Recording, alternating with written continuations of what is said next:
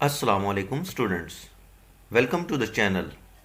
आज हम physics class 11 के पहले चैप्टर की एक्सरसाइज में मौजूद कंसेप्चुअल क्वेश्चंस और उनके इजी आंसर्स को डिस्कस करेंगे। हम इस चैप्टर नंबर 1 मेजरमेंट्स के आसान और ऑथेंटिक आंसर्स वो डिस्कस किए जाएंगे जो आप पेपर में लिखकर अच्छे से अच्छे नंबर हासिल कर सकते हैं। सबसे पहले क्वेश्चन नंबर 1 को हम डिस्कस करते हैं। Question number 1, for an answer to be complete the units need to be specified. For an answer to be complete the units need to be specified. कहा गया कि किसी भी आंसर को मुकम्मल होने के लिए यूनिट्स का इजहार भी ज़रूरी है। क्यों? तो कोई भी क्वांटिटी, वो फिज़िकल क्वांटिटी स्केलर हो या वेक्टर क्वांटिटी हो, जब हम उसे रिप्रेजेंट कर रहे होते हैं तो साथ उसका यूनिट बताना वो भी ज़रूरी है। अगर हम यूनिट नहीं बताते, यूनिट नहीं लिखा जाता, तो वो क्वांटिटी इनकम्प्लीट रहती है। फॉर एग्ज़ाम्पल, आप शॉपकीपर के पास जाते हैं और उसे ये कहते हैं कि 5 किलोग्राम शुगर दे दें, 5 किलोग्राम शुगर। तो वो आपकी बात समझ जाता है और आप अगर उसको पेमेंट देंगे तो वो आपको शुगर दे देता है। इसमें 5 ये नंबर है और किलोग्राम यूनिट है। तो ये यूनिट बताने से उसे पता चल गया कि कितनी क्वांटिटी आपको देनी है। अगर आप सिर्फ उसे ये कह देते कि 5 शुगर दे दें, तो वो आपकी बात मुकम्मल तौर पे ना समझ सकता। वो ये ना समझ सकता कि आपको कितनी शुगर चाहिए। आया 5 दाने उसके चाहिए, 5 स्पून्स चाहिए, या 5 किलोग्राम्स या ग्राम्स चाहिए। तो किसी भी आंसर के कंप्लीट होने के लिए दोनों चीज़ें, मैग्नीट्यूड इंक्लूडिंग यूनिट, वो दोनों ही ज़रूरी हैं।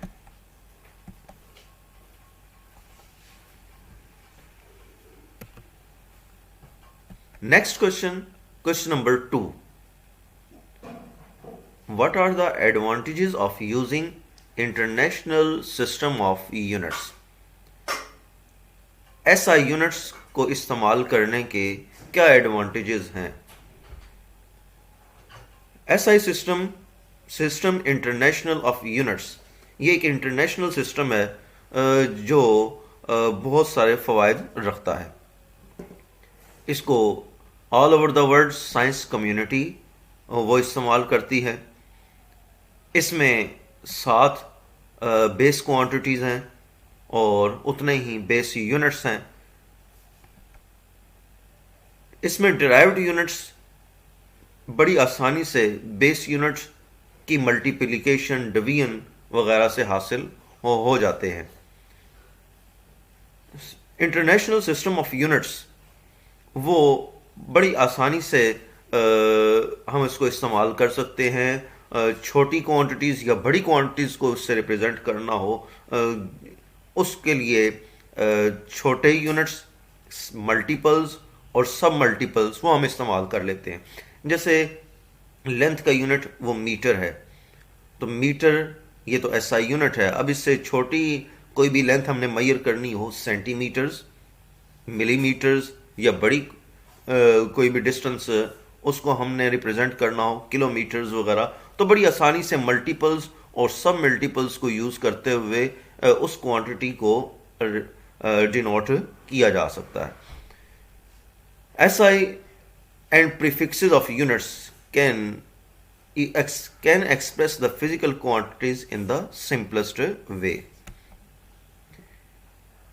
उसके अलावा SI uses simple prefixes over a wide range of measurements. इसमें हम prefixes इस्तेमाल करते हैं। prefixes से मुराद 10 की पावर्स हैं जिनको एक ख़ास नाम दिया जाता है। जैसे 10⁻⁻² सेंटी के लिए है, 10⁻³ मिली के लिए, 10⁻⁻6 माइक्रो के लिए, 10⁻⁹ नैनो के लिए, एंड सो ऑन। तो इनको यूज़ करते हुए भी हम मेजरमेंट्स को आसान बना लेते हैं। तो बहुत सारे इसके एडवांटेजेस हैं जिसमें से चंद एक यहाँ लिखे गए हैं। Next question, question number 3, how many radians account for the circumference of a circle? How many radians account for the circumference of a circle, मतलब ये कि एक सर्कल के सर्कमफेरेंस में टोटल रेडियंस की तादाद कितनी है। पहले तो हमें रेडियन को हम देख लेते हैं कि रेडियन क्या है। एक सर्कल है, उसका रेडियस अगर आर है और कोई एक आर्क लेंथ आप कंसीडर कर लें, ये पर्पल कलर में आपको आर्क लेंथ दिखाई दे रही है। अगर इस आर्क की लंबाई, इस आर्क की लेंथ उसी सर्कल के रेडियस के इक्वल हो तो जो एंगल बनता है वो 1 रेडियन के इक्वल है। डेफिनेशन इसकी मौजूद है, radian is defined as the plane angle subtended at the centre of a circle by an arc equal to radius of the circle, यानी आर्क लेंथ जिसकी लंबाई रेडियस के इक्वल हो वो जितना एंगल सबटेंड करेगा वो 1 रेडियन है। तो अब हमें ये देखना है कि एक सर्कल में पूरा सर्कमफेरेंस, उसमें टोटल कितने रेडियस मौजूद हैं, कितने रेडियाई मौजूद हैं। एक रेडियस, 2, 3, 4, 5, 6 कितने हैं। अगर हमें नंबर ऑफ रेडियस पता चल जाए, यानी पूरा सर्कमफेरेंस वो लेंथ के लिहाज से कितने रेडियाई जितना है ये पता चल जाए तो नंबर ऑफ रेडियंस की तादाद का पता चल जाएगा। और ये काम करने के लिए हम पूरे सर्कमफेरेंस को रेडियस से डिवाइड करेंगे। तो number of radian in the circle is equal to circumference of the circle divided by radius of the circle. Circumference होता है 2 pi R divided by R, तो ये 2 पाई रह जाता है। पाई की वैल्यू 3.14 अगर यूज़ की जाए तो ये वैल्यू आती है 6.28। तो एक सर्कल में रेडियंस की तादाद है 6.28। जैसे ये फिगर में दिखाई भी दे रहा होगा कि पूरा एक सर्कल है, उसको आपने रेडियाई में कट किया है, 1 रेडियस, 2 रेडियस, 3, 4, 5, 6.28। तो हर इसमें फिर रेडियंस की तादाद पता चल जाती है, ये 6.28 रेडियन है।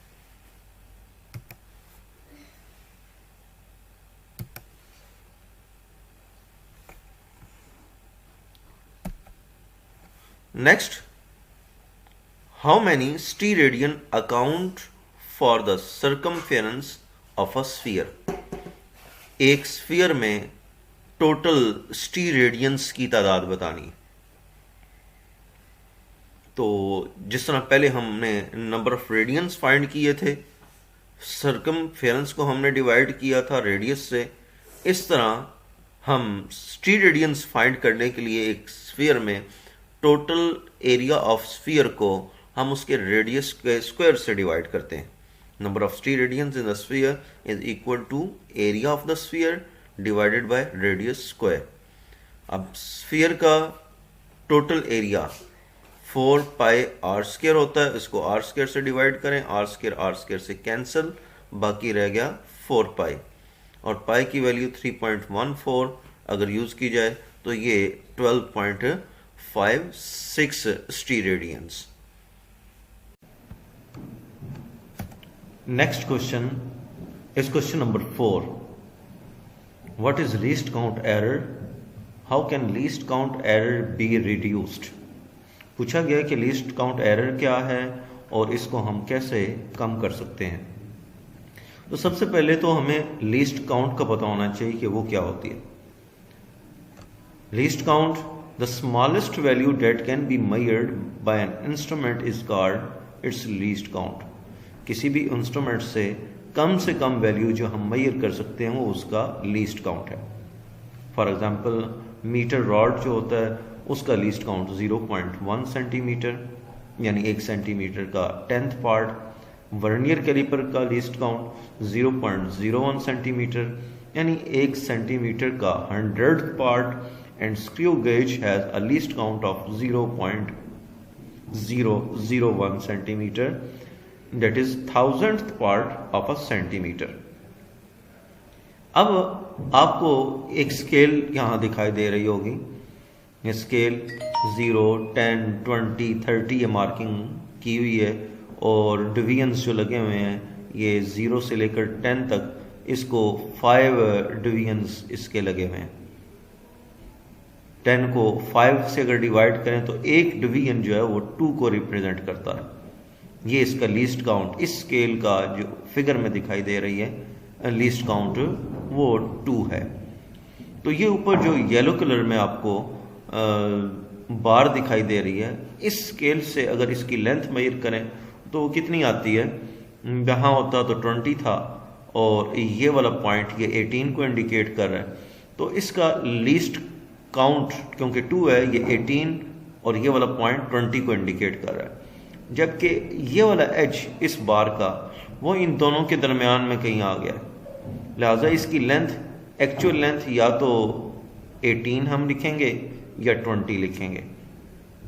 हम इसको 19 नहीं लिख सकते क्योंकि इस स्केल से हम जो कम से कम रीडिंग मेजर कर सकते हैं, इस पर जो स्मॉलेस्ट डिवीजन है वो 2 का है। तो अगर हम 18 लिखें या 20 लिखें तो कुछ ना कुछ इसमें एरर जो है वो मौजूद है, जो इस स्केल के लीस्ट काउंट की वजह से इसमें इंट्रोड्यूस हो गया है। अगर इसका लीस्ट काउंट कम होता, बजाय 2 के ये 1 होता, तो ये इसमें इतना एरर मौजूद ना होता। तो यही पूछा गया कि what is least count error. तो किसी भी मेजरमेंट में लीस्ट काउंट की वजह से, इंस्ट्रूमेंट के रेजोल्यूशन की वजह से जो एरर आता है उसे हम लीस्ट काउंट एरर कहते हैं। Least count error is related to resolution of the instrument. इसको कम कैसे किया जाए, how can least count error be reduced. तो उसका तरीकाकार ये है कि आप एक ऐसा इंस्ट्रूमेंट यूज करें जिसका लीस्ट काउंट कम हो, जिसका स्मॉलर लीस्ट काउंट हो। और एक और तरीका ये भी है कि आप एक से ज़्यादा वैल्यूज़, एक से ज़्यादा मेजरमेंट्स करें, रीडिंग ज़्यादा लें और उनकी मीन वैल्यू या एवरेज वैल्यू फाइंड कर लें। Next question, question number 5, why including more digits in answer does not make it more accurate। पूछा गया है कि एक आंसर में, न्यूमेरिकल का आप आंसर लेकर आते हैं, उसमें डिजिट्स की तादाद ज़्यादा रखने से, ज़्यादा करने से ये एक्यूरेट क्यों नहीं होता। एक्यूरेसी किसी भी मेजरमेंट की वो नंबर ऑफ डिजिट्स पर डिपेंड नहीं करती। एक्यूरेसी है क्या, accuracy is the closeness of a measurement to its actual value. कोई भी मेजरमेंट है वो अपनी एक्चुअल वैल्यू के कितना करीब है, जितना ज्यादा करीब होगी उतनी वो एक्यूरेट होगी। अगर बैकग्राउंड में आप फिगर देखें तो ये 3 डॉट्स आपको नजर आ रहे हैं, ये बिल्कुल सेंटर पे जाके ये लग रहे हैं, ये बिल्कुल एक्यूरेट हैं। इनमें डिफरेंस इसकी एक्चुअल वैल्यू से वो बहुत कम है। जबकि इसमें अगर दूसरी रीडिंग अगर देखें या दूसरा बैकग्राउंड में, ये जो फिगर आपको दिखाई दे रही है, ये डॉट्स ये सेंटर से दूरी पर हैं, इनमें डिफरेंस है, ज़्यादा डिफरेंस है, इसलिए इतने एक्यूरेट नहीं है। तो डिजिट्स की तादाद बढ़ाने से एक्यूरेसी नहीं बढ़ती। उसके लिए आपको एक एग्जांपल देते हैं। आप कंसिडर कर लें कि आप एक मेजरमेंट करते हैं, किसी ऑब्जेक्ट का मास मेजर करते हैं 99.8 ग्राम, और एक और मेजरमेंट में आप जब मेजरमेंट की है और उसमें इसका मास है 98.2531 ग्राम। एक्चुअल मास उसका 100 था, लेकिन जो मेजरमेंट आई हैं वो 99.8 ग्राम और 98.253 ग्राम। अब इनमें से जो वैल्यू इस 100 के ज़्यादा करीब होगी वही ज़्यादा एक्यूरेट होगी, और वो वैल्यू 99.8 ग्राम है। 98.253 ग्राम इस 100 के ज़्यादा करीब नहीं है। तो बेशक इसमें डिजिट्स की तादाद ज़्यादा है, लेकिन ये एक्यूरेट इसलिए नहीं है कि ये एक्चुअल वैल्यू से इतना करीब नहीं है। तो पूछा गया था कि ज़्यादा डिजिट्स इंक्लूड करना, उससे क्या आंसर एक्यूरेट होता है? नहीं, बल्कि एक्यूरेसी वो उस आंसर का एक्चुअल वैल्यू से करीब होना है। डिजिट्स की तादाद को बढ़ा देने से कोई आंसर एक्यूरेट नहीं हो जाता। हाँ, अगर नंबर ऑफ डिजिट्स इंक्रीज करते हैं तो ये इसका इन्हिसार उसकी प्रेसियन पर है। प्रेसियन जो है वो नंबर ऑफ डिजिट पर डिपेंड करती है। However precision of a measurement depends upon number of digits. Next question, question number 6, what determines the precision of a measurement? What determines the precision of a measurement? precision किस चीज से major होती है, किस चीज पर डिपेंड करती है? precision किसी भी मेजरमेंट की वो उसके इंस्ट्रूमेंट और उस इंस्ट्रूमेंट के लीस्ट काउंट पर डिपेंड करती है। precision of a measurement depends upon the measuring instrument and its least count. जितना लीस्ट काउंट कम होगा उतना ही वो मेजरमेंट ज्यादा प्रिसाइज कहलाएगी। An instrument having smaller least count is more precise. दूसरी क्वांटिटी जिस पर प्रेसिजन डिपेंड करती है वो दो वैल्यूज का, दो मेजरमेंट्स का एक दूसरे के करीब होना है, अगर वो एक ही इंस्ट्रूमेंट से एक ही कंडीशंस के तहत मेजर की जा रही हो। Precision is the closeness of two or more than two measurements with each other if the measurements are made under same condition, for example with the same instrument, temperature, etc. ये background में आपको जो dots नजर आ रहे हैं, इसमें ये third पे अभी जिसको दिखाया जा रहा है, इसमें तीनों डॉट्स वो सेंटर से काफी दूरी पर हैं और एक दूसरे से भी काफी दूर दूर हैं। तो इसको हम, ये पुअर एक्यूरेसी और पुअर प्रेसिजन, ये ना प्रिसाइज है ना ही एक्यूरेट है। ये सेंटर में जो फिगर आपको बैकग्राउंड में नजर आ रही है, इसमें डॉट्स सेंटर से तो काफी दूर हैं, इतने एक्यूरेट नहीं है, लेकिन एक दूसरे के करीब है, ये प्रिसाइज है। ये प्रिसाइज तो कहा जाएगा लेकिन इसे एक्यूरेट नहीं किया जाएगा। जबकि ये लेफ्ट साइड पे जो फिगर बैकग्राउंड में नजर आ रही है, इसमें तीनों डॉट्स बिल्कुल सेंटर पे लग रहे हैं और एक दूसरे के भी बड़े करीब हैं, तो ये एक्यूरेट भी है और प्रिसाइज भी है। ये तो डॉट्स की एग्जांपल थी। हम मेजरमेंट्स में प्रिसिजन का एक दूसरे के करीब होने का क्या मतलब है और वो जानते हैं। उसके लिए एक एग्जांपल कंसिडर करें कि हम अपने रूलर की मदद से पेन की लेंथ मेजर करते हैं। Consider measuring the length of your pen with the help of ruler, and it comes out to be, for example, 12.5 centimeter plus minus 0.1 centimeter. 12.5 centimeter तो उसकी measuring length है और 0.1 ये उसका least count और उसमें absolute uncertainty है।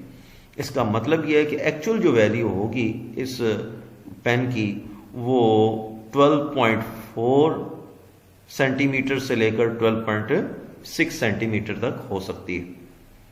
12.4 centimetre to 12.6। ये कैसे आया? 12.5 में से अगर 0.1 सब्ट्रैक्ट करें तो 12.4 आता है और 12.5 में से अगर 0.1 को ऐड कर दें तो ये 12.6। तो इसका मतलब ये है कि एक्चुअल वैल्यू पेन की वो 12.4 सेंटीमीटर से 12.6 सेंटीमीटर तक हो सकती है। अगर हम इसी पेन की लेंथ को एक वर्नियर कैलिपर से मेजर करें और लेंथ हमारे पास यही आती 12.5 सेंटीमीटर प्लस माइनस 0.01 सेंटीमीटर, तो अब इन इसी लेंथ को देखा जाए तो ये बनती है, इसकी रेंज 12.49 सेंटीमीटर टू 12.51 सेंटीमीटर। अब 12.49 सेंटीमीटर टू 12.51 ये दोनों रीडिंग्स एक दूसरे के बड़े करीब हैं, जबकि 12.4 और 12.6 इनमें डिफरेंस ज़्यादा है। तो रूलर से हमने जो मेजरमेंट की थी पेन की लेंथ वो इतनी प्रिसाइज नहीं है जितना कि वर्नियर कैलिपर से उसी पेन की लेंथ मेजर की जाए, क्योंकि वो उसमें डिफरेंस कम आता है, वो दोनों क्वांटिटीज एक दूसरे के ज़्यादा करीब हैं। Thus, measurement with the help of vernier caliper is more precise than a ruler because they are closer to each other. Next question, question number 7. If two quantities have different dimensions, is it possible to multiply and or divide? Can we add or subtract them? पूछा गया कि जब दो quantities उनकी dimension different हों तो क्या हम उनको मल्टीप्लाई और डिवाइड कर सकते हैं, क्या उन्हें ऐड और सब्ट्रैक्ट किया जा सकता है? तो पहले मल्टीप्लाई और डिवाइड तो किया जा सकता है उन्हें, लेकिन उन्हें ऐड या सब्ट्रैक्ट नहीं किया जा सकता। उसकी एक्सप्लेनेशन, उसके एग्जांपल हम लेते हैं कि कंसिडर करें हमारे पास टू क्वांटिटीज हैं, एक मास और दूसरा एक्सेलरेशन, दोनों डिफरेंट डायमेंशंस हैं m(L(t)-2। इनको मल्टीप्लाई अगर करें हम तो हमारे पास m(L(t)-2 बनता है जो कि फोर्स की डायमेंशन है। तो दो क्वांटिटीज थी, उनकी डायमेंशन डिफरेंट थी, मल्टीप्लाई किया, एक न्यू क्वांटिटी बन गई जिसकी डायमेंशन उन दोनों की प्रोडक्ट के इक्वल है। F = ma आपने पढ़ा हुआ है, न्यूटन सेकेंड लॉ। लेकिन क्वांटिटीज जिनकी डायमेंशन डिफरेंट हो उन्हें ऐड नहीं कर सकते, ना ही सब्ट्रैक्ट कर सकते हैं। हम लेंथ में से मास को, लेंथ और मास को ऐड या सब्ट्रैक्ट नहीं कर सकते। इसी तरह टाइम और टेम्परेचर को ऐड या सब्ट्रैक्ट नहीं किया जाएगा क्योंकि डिफरेंट क्वांटिटीज हैं, नेचर उनकी डिफरेंट है। फॉर एग्जांपल अगर आपसे मैं ये कहूँ कि 2 बकरियां और 3 भेड़ें, टोटल कितनी भेड़ें हुई, तो आप यकीनन इसका आंसर 3 भेड़ें ही कहेंगे, 5 नहीं कहेंगे, क्योंकि ये डिफरेंट क्वांटिटीज थी, इनको आपस में ऐड नहीं किया जा सकता। डिफरेंट डायमेंशंस को ऐसी क्वांटिटीज जिनकी डिफरेंट डायमेंशंस हैं मल्टीप्लाई तो किया जा सकता है, डिवाइड किया जा सकता है, लेकिन ऐड या सब्ट्रैक्ट नहीं किया जा सकता। Next question, question number 8। The human pulse and the swing of a pendulum are possible time units. Why are they not often used? कहा गया है कि pulse rate, human pulse rate और स्विंग ऑफ पेंडुलम ये time के possible units हैं, मुमकिना units हैं, लेकिन इनको हम अक्सर इस्तेमाल नहीं करते। क्या वजह है? वजह किसी कोई भी यूनिट या कोई स्टैंडर्ड होता है, उसकी 2 बड़ी इंपॉर्टेंट प्रॉपर्टीज होती हैं। वो उसका एक्सेसिबल होना और इनवेरिएंट होना। एक तो वो पहुंच में हो, काबिल रसाई हो, और दूसरा वो ना तब्दील होने वाला हो। अगर ये 2 प्रॉपर्टीज हैं किसी यूनिट में तो उसे इस्तेमाल हम करते हैं, अदरवाइज वो आइडियल नहीं है, उसे हम यूज नहीं करते। और ये ह्यूमन पल्स रेट और स्विंग ऑफ पेंडुलम दोनों ही इनवेरिएंट भी नहीं है और हमेशा एसेसिबल भी नहीं है। तो पहले हम ह्यूमन पल्स रेट की बात कर लेते हैं। अगर हमने पल्स रेट को यूनिट, टाइम का यूनिट कंसीडर करना है तो हमें यह देखना होगा कि कौन से आदमी की पल्स रेट को हम स्टैंडर्ड मान लें या यूनिट कंसीडर करें, क्योंकि डिफरेंट जो पर्सन है उनकी पल्स रेट भी डिफरेंट होगी। तो ये बड़ा मुश्किल होगा कि कौन सा पर्सन जो है वो डिसाइड किया जाए। फिर किसी एक पर्सन की पल्स रेट को हम स्टैंडर्ड मान लेते हैं, यूनिट कंसीडर कर भी लेते हैं, तो उसकी पल्स रेट भी हमेशा कांस्टेंट नहीं रहती। वो उसकी एज पर डिपेंड करती है, उसके मूड पर, उसकी एक्टिविटी पर। बैठा है तो कुछ और होगी, वॉक कर रहा है या वर्क कर रहा है, उसके साथ साथ पल्स रेट में डिफरेंस आ जाता है उसकी हेल्थ के लिहाज से। तो एक सिंगल पर्सन जो है उसकी पल्स रेट भी हमेशा कांस्टेंट नहीं रहती, लिहाजा उसे हम यूनिट के तौर पर इस्तेमाल नहीं कर सकते। और खुदा ना खास्ता अगर वो शख्स फोत हो जाता है तो फिर दोबारा हमें स्टैंडर्ड ये यूनिट को चेंज करना पड़ेगा। तो इस तरह इन वजूहात की बुनियाद पर कि ये असेसिबल भी नहीं है और इनवेरिएंट भी नहीं है, इसलिए हम ह्यूमन पल्स रेट को टाइम का यूनिट जो है वो कंसिडर नहीं कर सकते। नेक्स्ट हम स्विंग ऑफ पेंडुलम की बात करते हैं। एक पेंडुलम का टाइम पीरियड का फार्मूला T = 2π√L/g। इस इक्वेशन से ये पता चलता है कि एक पेंडुलम का टाइम पीरियड वो दो चीज़ों पर डिपेंड कर रहा है, एक उसकी लेंथ के ऊपर और दूसरा जी की वैल्यू पर, एक्सेलरेशन ड्यू टू ग्रेविटी पर। अब लेंथ भी और जी भी ये भी वेरिएबल हैं, ये भी चेंज होते रहते हैं। एक ही पेंडुलम के लिए दोनों की वैल्यू डिफरेंट प्लेसेस पर डिफरेंट होगी, डिफरेंट कंडीशंस में भी डिफरेंट होगी। लेंथ की बात करते हैं, लेंथ टेम्परेचर पर डिपेंड करती है। टेम्परेचर अगर वेरी करेगा तो लेंथ भी चेंज हो जाएगी। तो डिफरेंट सीजन में एक ही पेंडुलम का टाइम पीरियड डिफरेंट हो जाएगा। इस तरह एक ही पेंडुलम है, उसे डिफरेंट प्लेसेस में ले जाते हैं। एक ऐसे इलाके में ले जाते हैं जहां टेम्परेचर कम है, ठंडा है, वहां उसका और टाइम पीरियड होगा। और अगर आप उसको ऐसे रीजन में ले जाते हैं जहां टेम्परेचर ज्यादा हुआ करता है तो उसका टाइम पीरियड भी डिफरेंट होगा। तो time period will change with temperature और weather conditions because length changes with temperature. दूसरा, जी की वैल्यू ये भी डिफरेंट होती है। जी की वैल्यू हाइट पर डिपेंड करती है फ्रॉम द सी लेवल। जैसे जैसे हाइट बढ़ती है जी की वैल्यू कम होती है।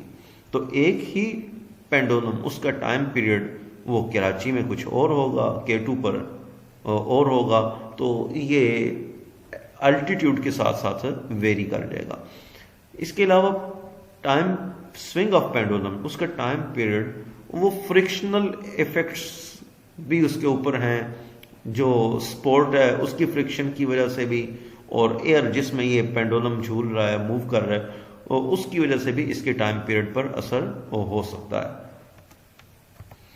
इन वजूहात की बिना पर हम एक सिंपल पेंडुलम के टाइम पीरियड को या उसकी स्विंग को भी टाइम स्टैंडर्ड या यूनिट के तौर पर इस्तेमाल नहीं कर सकते। Next question, question number 9।